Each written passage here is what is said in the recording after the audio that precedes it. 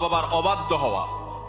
তারা যদি কোনো কাজের নির্দেশ করেন, সে নির্দেশকে আপনি আমলে নিলেন না, তোয়াক্কা করলেন না, মানলেন না, মা বাবার আদেশকে লঙ্ঘন করলেন, পাত্তা দিলেন না, কথা শুনলেন না, এবং তাদের প্রতি অবিচার হয়, জুলুম হয়, অথবা তাদেরকে ধমক দিয়ে কোনো কথা বললেন, এরকম কোনো কাজ যদি করেন, সেটা হলো মা বাবার কি করা ভাই? নাফরমানি করা।